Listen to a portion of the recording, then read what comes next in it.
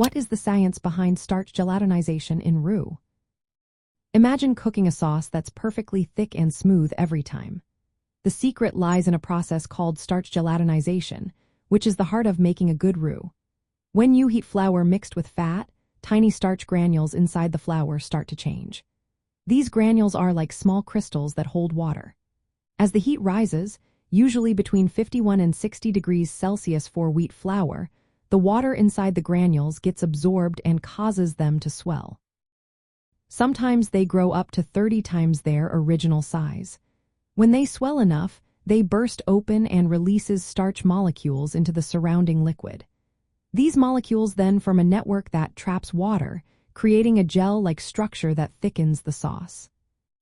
In a roux, the fat, often butter or oil, coats each flour particle. This coating stops the flour from clumping together and helps the starch granules disperse evenly. When you add liquid to the roux and heat it, the starch granules begin to absorb the liquid and swell. The temperature at which this happens depends on the type of starch. For wheat flour, it starts around 51 degrees Celsius and completes by about 60 degrees Celsius. Corn starch, for example, needs a slightly higher temperature, around 62 degrees Celsius to 72 degrees Celsius, and fully gelatinizes at 95 degrees Celsius. As the heat increases, the crystalline regions inside the starch granules melt into an amorphous or non-crystalline form. This melting allows water to penetrate more easily, making the gelatinization process happen smoothly. Once the starch molecules are released into the liquid, the process cannot be reversed. This is what makes the sauce thick and stable. It's important to control the heat carefully during roux preparation. Too high a temperature or cooking for too long can break down the starch molecules, making the sauce thinner.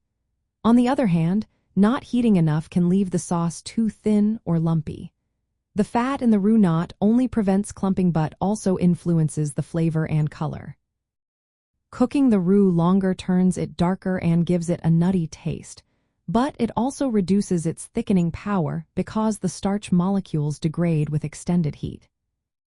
In essence, starch gelatinization in a roux is about heating starch granules in the presence of water and fat. This causes the granules to swell, burst, and releases starch molecules that thicken the liquid. This process is key to creating sauces that are smooth, stable, and rich in texture.